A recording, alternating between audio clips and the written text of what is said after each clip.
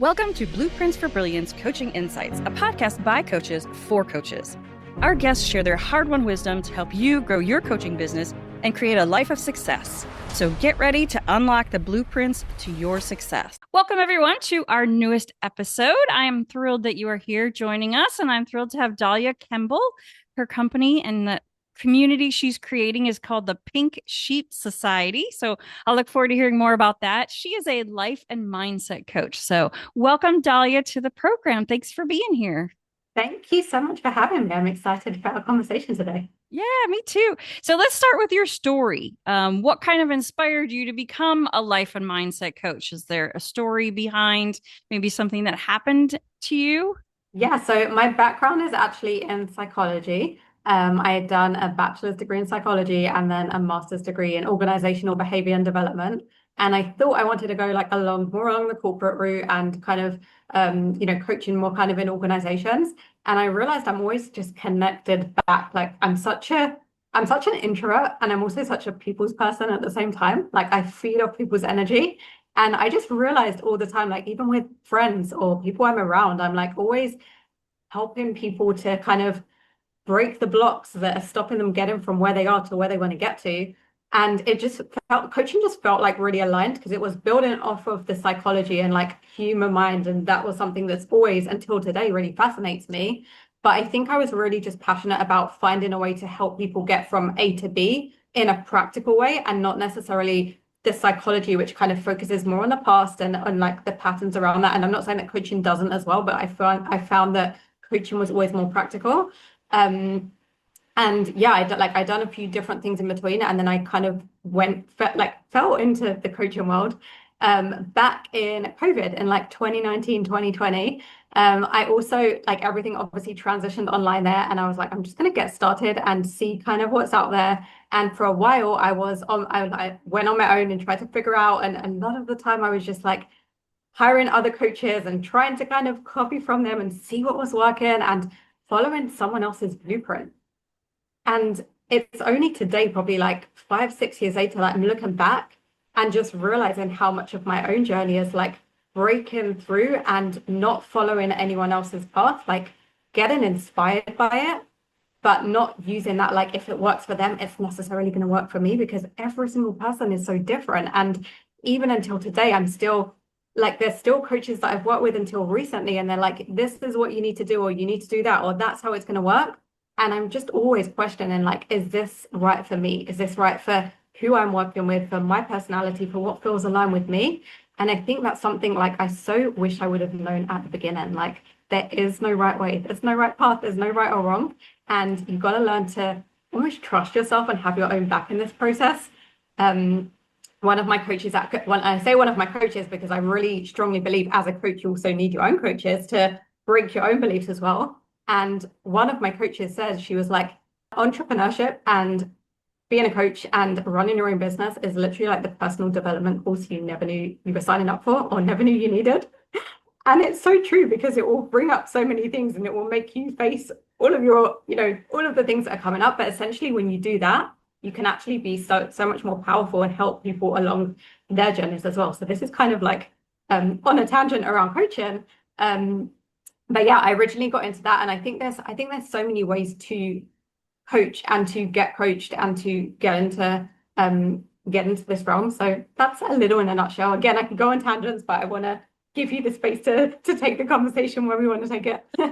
I love that. I love that. Yeah, you're not the first person to start online at COVID. And to be honest, when we were coaching before that and we were trying to get people to get on video calls on Zoom, and they were like, no, no, no, oh, my hair doesn't look good, or I don't look good on camera. And good thing that did come out of COVID was that everybody became a lot more comfortable being, on Zoom. But I love your concept about, and totally wholeheartedly agree, coaches need coaches. Because sometimes people can see more than what's in front of them. As a coach, you can see more about what I'm talking about and kind of help me get to where I want to go. You said something too about personal development. Oh, yeah, I guess just about, your journey to where you are now. And it really is a case of personal development. You're so right. There are a lot of things I wish I had known now than that I wish I had known back then that I do know now. But there's also a lot of things I think you just have to learn sometimes. You've got to get through them. 100%. But it's always nice to have somebody help you fast track that. Yeah, yeah, for sure, 100%. And I think if you don't learn from, like I always say, it's great for other people to tell you what to do or what not to do in life in general, not even in just in coaching. But until you don't actually go through it yourself and learn on your own skin, like the mistakes that you're going to make and lessons along the way, you're not going to embody it. You're not going to integrate it because it's like someone else's lesson that you're learning through them. And it just never works. It's like you got to learn it and go through it yourself to actually really embody the lesson and learn from that moving forward. Yeah, absolutely. So tell me a little bit about what type of clients you work with. Is there anything that's the same about them? So are they a particular demographic, or are they corporate, or are they independent entrepreneurs, like solopreneurs? Yeah, so some of them are entrepreneurs, some are not necessarily, like I wouldn't necessarily say it's just entrepreneurs. I've actually narrowed it down recently. And again, this is something that I really believe comes with time and also shifts as you're growing. I think as we're evolving as humans, as we're growing, we're always going to shift. And while we essentially started isn't necessarily always going to be in alignment because we're always growing. So when I first started coaching back in the day, I was literally coaching around breakups and helping women who like literally were in that space because that's where I connected my journey back to. And I was like, that's how I can help people the most. And I know what it's like to be in that space. And I also know what it's like to get to the other side. And that's what was like kind of calling me into that. And then over time, I started getting into more health and fitness coaching. And I've actually been I've been working with a company for the last 4 years now. I'm working with them and doing health and fitness coaching. And at the same time, working on building like my own thing as well. And what I'm essentially doing at the moment, what I'm working on is essentially the clients that I'm calling in and essentially working with, going back to your question, is people who feel like the black sheep and they are wanting to do unconventional things in life or not necessarily follow the traditional route, or they're done with just like doing what they think they should be doing, or what they're expected to do, or what other people want them to do. And they know that they're meant for more. They know there's something else out there, but they often feel like misunderstood or that other people around them don't get them. And they have this knowing that there's more, but they don't necessarily have to go after that or even what that looks like. So the first thing I really help people with is essentially gaining clarity on what that even looks like. What is it that you want? Like, how often do we stop and ask ourselves those questions? What is it that we want? Yeah, that's so funny. I can totally relate to that because when I worked in corporate, I loved my job. I had a great job. I worked for MTV Networks. It was fun. It was full of smart people who were fun. And there were just people who were thriving in that environment. And I just wasn't one of them. It was hard for me. I was pushing. And you wonder, is it fear that I'm not, moving forward, or is it really something that's just not aligned? And I think now I know it just wasn't aligned. Yeah, yeah, I can totally relate to that as well. And I think as well, like I think that the concept in itself, the black sheep, what I found from my life often comes with a very negative connotation of like you're selfish or you're the rebel or but you're not a black sheep and you're part of something bigger and all of these things. And I don't think it has anything to do with anyone else. It's like I see it as someone who knows they don't necessarily want to follow the same path or the same route that they're expected to or that everyone else is doing, and they actually have the courage to go after that. So essentially, I help people to tap into that courage because I really believe that everyone has that inside, and that when you share that light, when you share your gifts with the world, everyone gets the benefit because you're winning and living your best life and in alignment, and everyone around gets the benefit from the light and everything that you're sharing with the world as well. Um, so I really help people to like gain clarity on what it is they want and then have the confidence, grow the confidence to actually go after it. Because what often happens, what I found also in my own life, is that you get clear on what it is you want and then you get all excited and you start to go after it and then you hit a brick wall. Because either someone else's opinions will pull you back and you don't yet have the confidence that you can go after it, or your own self-doubt will start to kick in and then you'll start to second guess yourself and all of those things. So it's definitely a process around like a lot of mindset work and a lot of energetic work and a lot of identity work. And also, I think who you're surrounding yourself with is so, so powerful. And that's why I'm in the process as well. Like one of my visions is creating a community, which I'm essentially calling the Pink Sheep Society, like you said at the beginning. And I feel like if we're on video, I'm on brand today.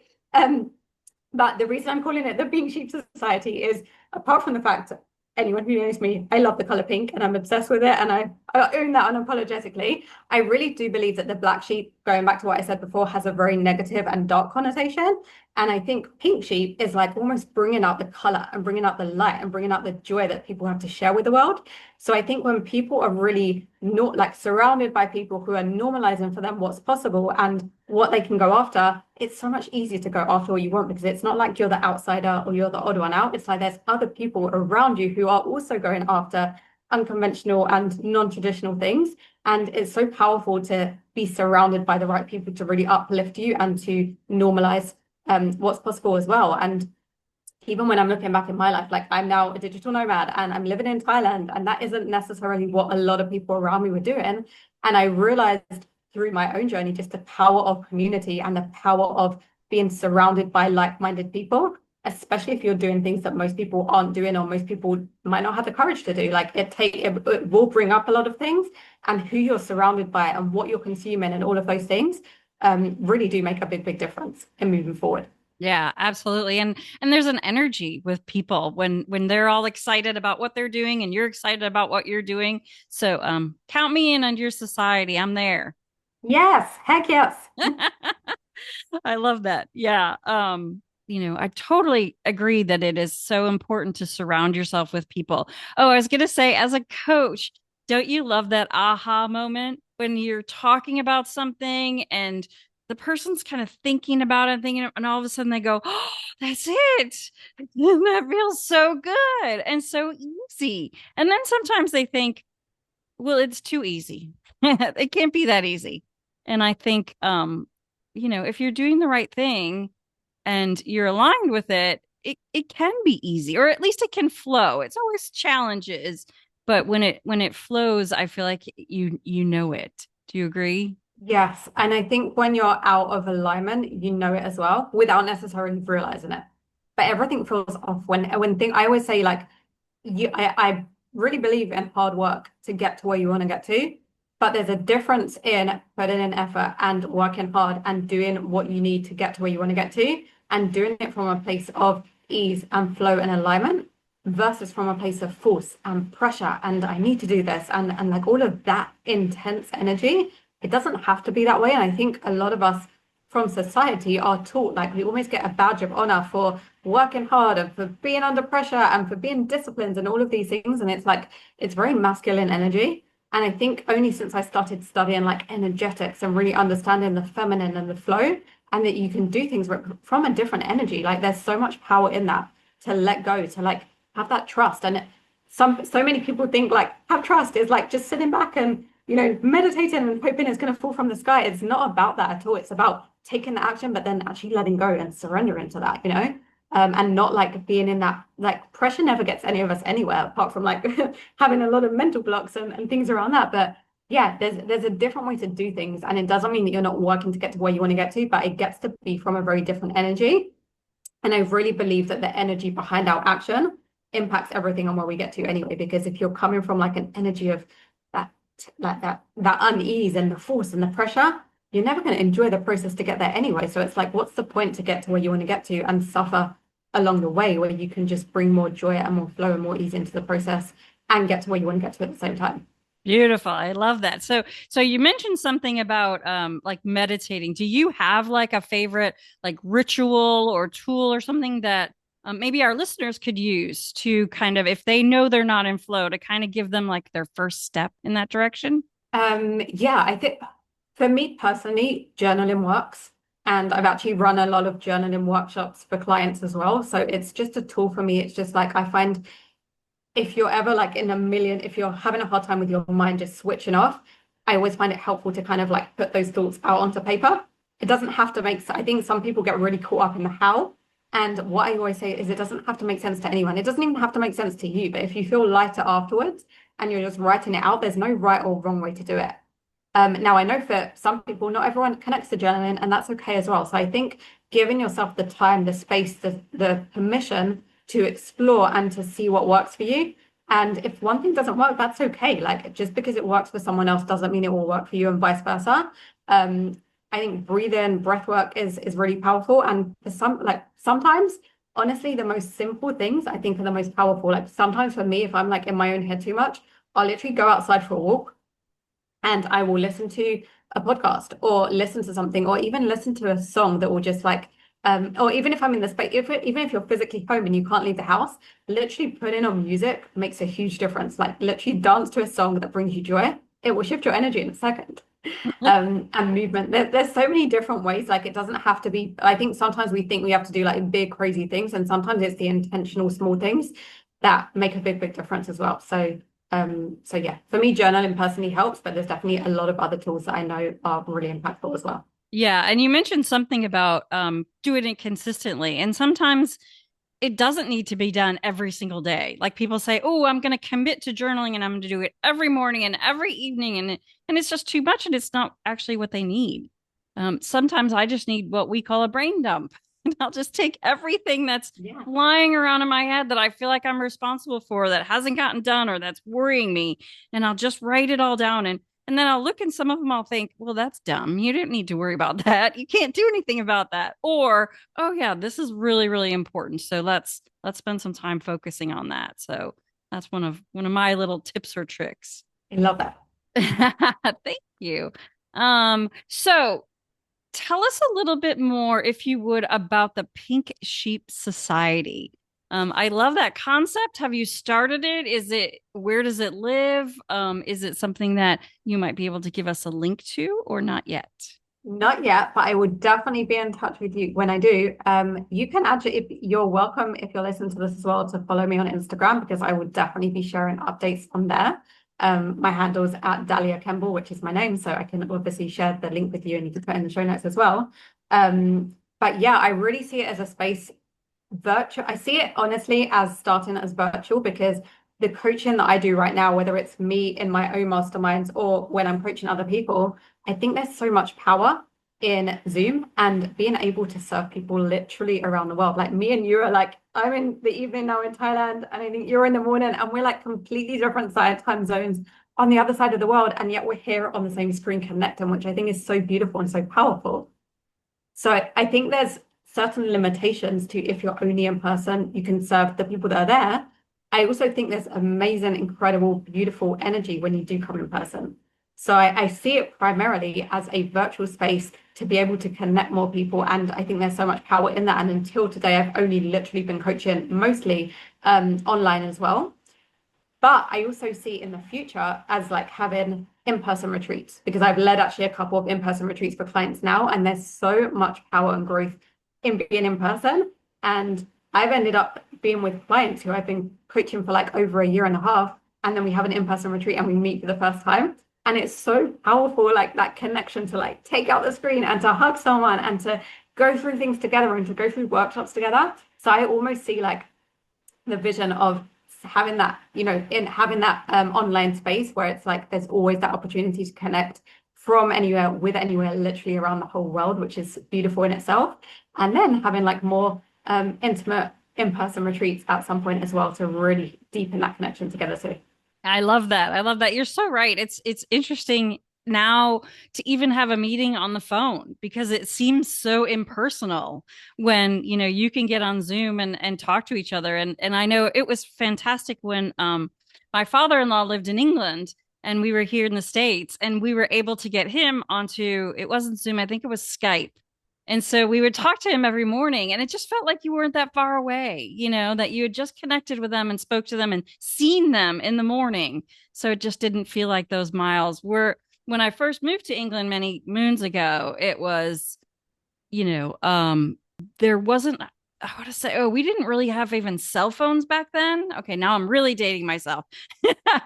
But it was just hard because it was early morning there and all my friends were at home. It would be really early morning there.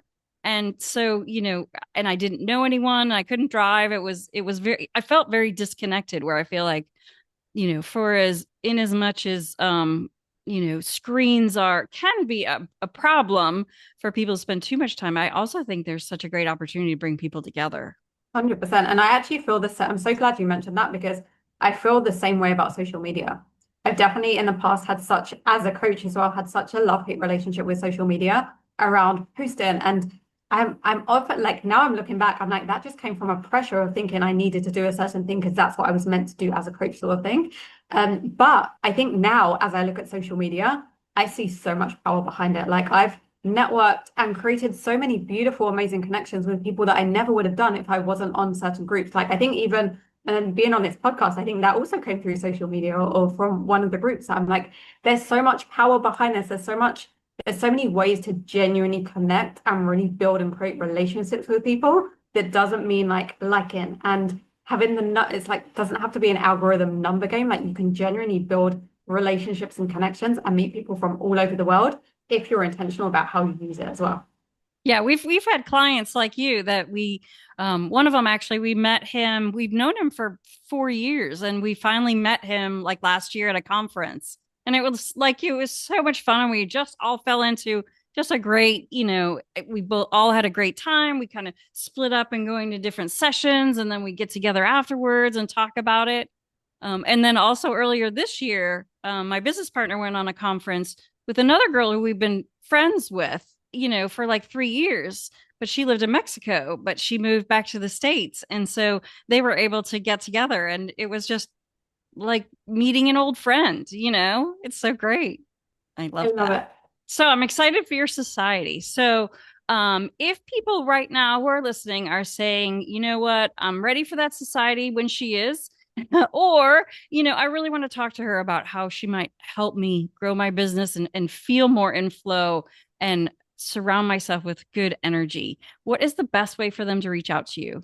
Yeah, just honestly reach out to me on Instagram. Come in the DMs because I genuinely love connecting. Like share with me even podcasts that I can and like the name of the podcast so I can see like where you came from. But I love really just having conversations and feel free to follow along to see the updates as well, but also really just to come in the DMs and let's connect on a personal level. I love connecting with people and just not having followers for the sake of it, but really just having those real genuine connections. So I'd love to connect if you are listening and relating to this as well.